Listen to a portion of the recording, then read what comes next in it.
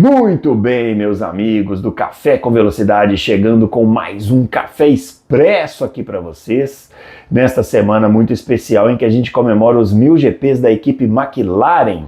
A equipe McLaren que é uma equipe muito tradicional, muito importante na história da Fórmula 1, e nós vamos falar bastante aqui hoje dessa equipe por meio de cinco vitórias simbólicas da McLaren que eu selecionei para falar aqui para vocês. Mas antes disso, não deixe de se inscrever aqui no nosso canal, ativa aí esse sininho que tem aqui no YouTube para você poder ter acesso aos nossos conteúdos rapidinho, na hora que eles saem, você já vai ser notificado, né? E tem muita coisa aqui no canal, tem live segunda, tem live especial só para apoiadores na terça, tem o Café Expresso que sai toda quarta, tem o Além da Velocidade com o Fábio Campos na quinta-feira, e ainda tem as lives pré-GP com o Fábio Campos, que nessa fase europeia vem acordando muito cedo, estranhamente cedo, mas está lá com todo o seu conhecimento, suas informações e o seu bom humor, que é muito peculiar, não é isso? E essa semana tem uma coisa muito especial para quem assistiu a live de ontem, dia 8, segunda-feira, que é um sorteio de uma miniatura da McLaren, a miniatura com aquela pintura especial da McLaren, que a McLaren usou em Mônaco, uma pintura com as cores da bandeira do Brasil, né, em homenagem ao Ayrton Senna. Essa miniatura, vocês estão vendo as minhas miniaturas aqui, algumas, né? Tem umas outras que estão consertando, daqui a pouco vai ter novidade aqui nesse muralzinho aí.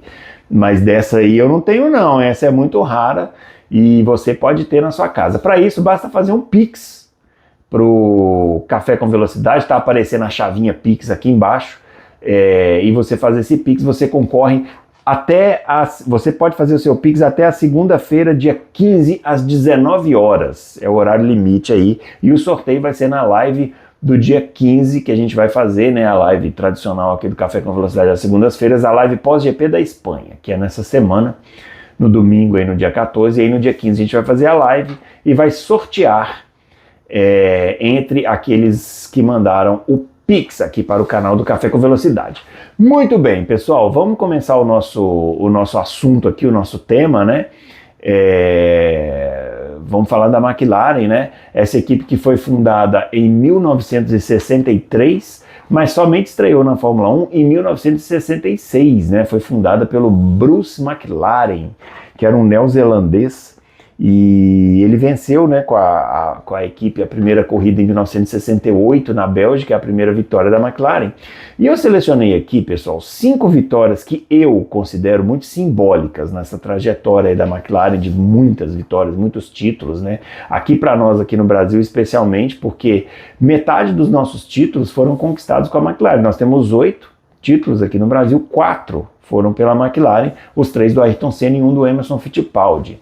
Portanto, é uma equipe que aqui no Brasil as pessoas gostam muito. E gostam tanto, né, que eu, inclusive, vocês estão vendo aqui, né? Tem aqui o Lego aqui da McLaren, né? E é uma equipe simbólica, é uma equipe icônica, né? É uma equipe histórica. E uma equipe que voltou nos últimos anos a ter vitórias, títulos no ano passado, né? E eu selecionei então 5 vitórias que eu considero que são muito importantes e icônicas na história da McLaren, na minha visão, mas se você tiver uma visão diferente, coloque aqui nos comentários a sua vitória que você gostaria de destacar da McLaren nesses anos todos em que ela esteve na Fórmula 1. E a primeira que eu coloquei, pessoal, obviamente, que é a vitória do Emerson Fittipaldi no GP do Brasil de 1974. 1974 foi o ano do primeiro título da McLaren. Foi a primeira vez que a McLaren foi campeã e foi com o brasileiro, com o Emerson Fittipaldi, este conquistando o seu segundo título, né? O Emerson teve 3 vitórias naquele ano, foram vitórias no Brasil, na Bélgica e no Canadá. O Canadá era a penúltima prova. Na última corrida ele chegou na 4ª posição e conseguiu o título com 3 pontos de vantagem sobre o Clay Regazzoni. Foi então esse o segundo título do Emerson Fittipaldi e o primeiro da McLaren. Mas eu considero que a vitória no GP do Brasil é bastante simbólica, né? O brasileiro vencendo no Brasil com a McLaren, né? E decretou aí essa arrancada para o título, foi muito importante para o Emerson, né? O Emerson que sairia da McLaren no final dessa temporada, pegando todo mundo de surpresa para ir correr lá na Copersucar, né? Isso aí. Bom, a segunda vitória que eu selecionei aqui, pessoal, é a vitória do Ayrton Senna no Grande Prêmio do Japão de 1988. E essa vitória acho que estaria na lista de todo mundo, né? Porque é a corrida que dá ao Senna o seu primeiro título mundial e é a corrida que coroa a grande temporada da história da McLaren, que foi a temporada de 1988, onde ela conseguiu 15 vitórias com Senna e Prost, né? 15 vitórias em 16 corridas. Só não ganhou a 16ª porque o Senna bateu com um retardatário lá em Monza e acabou ficando fora da corrida quando ele liderava. Mas de resto, McLaren ganhou todas as corridas, é uma coisa avassaladora, nunca se viu algo parecido com isso na história da Fórmula 1, isso que a McLaren conseguiu. E a vitória no Japão é uma coisa que não tem nem muito como falar, né? Porque o Senna, ele larga, aí ele fica parado no grid e o carro dá aquela engasgada, daí ele cai lá para trás, sai passando todo mundo e faz uma ultrapassagem simbólica sobre o Prost ali no final da corrida.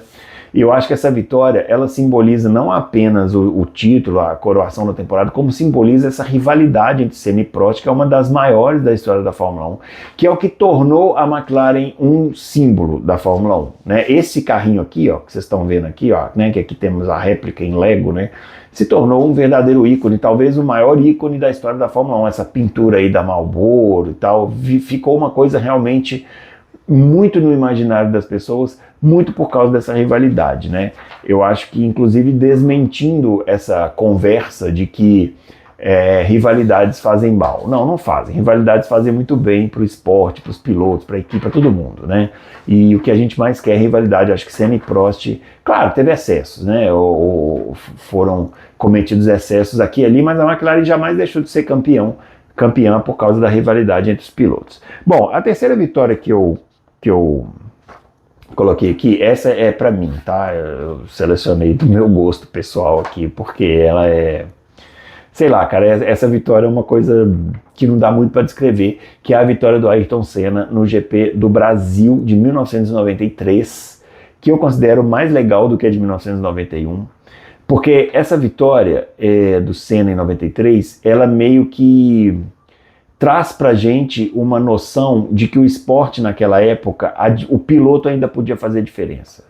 E o Senna nessa corrida ganhou no braço. Então ali eu acho que estar numa McLaren faz com que essa vitória esteja na minha lista aqui, entendeu? Ficou confuso, mas não tem problema, eu vou colocar essa vitória na lista porque a lista é minha e pronto, e acabou.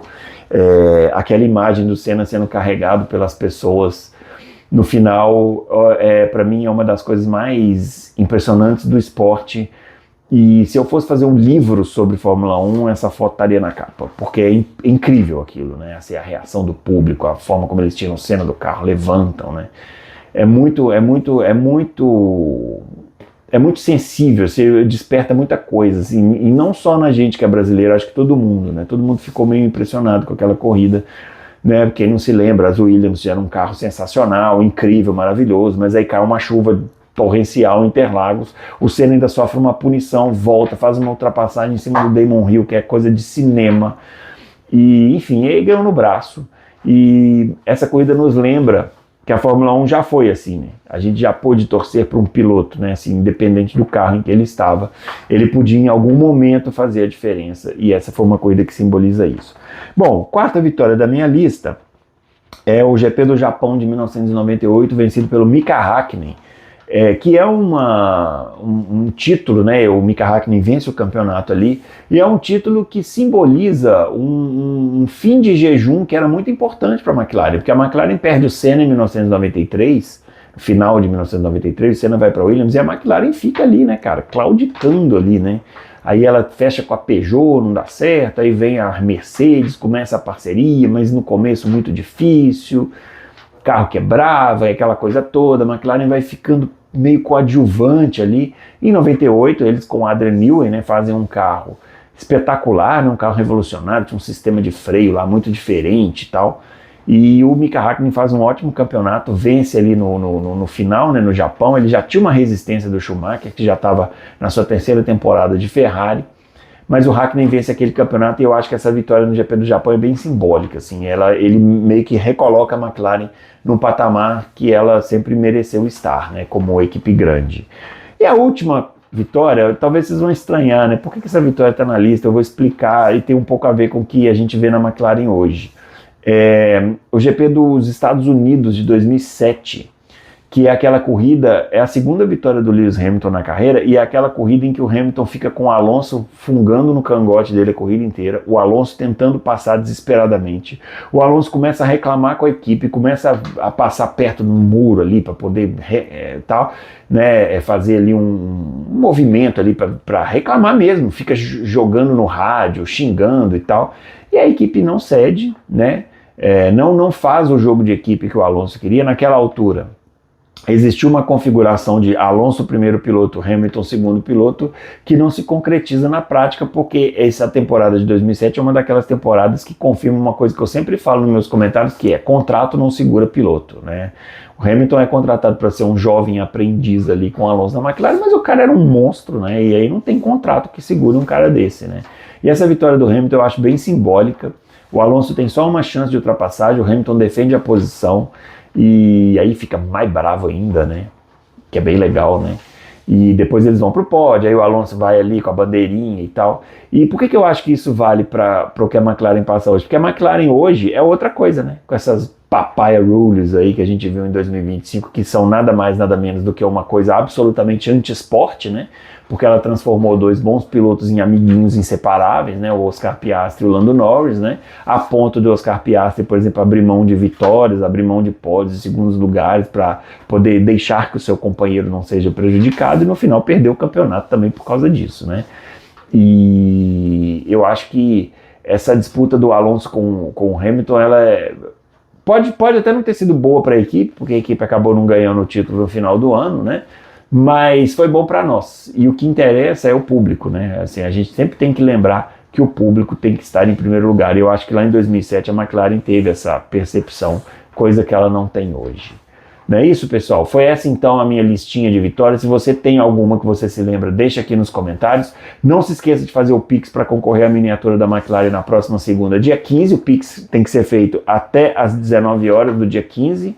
E continue participando aqui dos nossos conteúdos do Café com Velocidade, beleza? Um grande abraço para todo mundo e até o próximo Café Expresso. Valeu!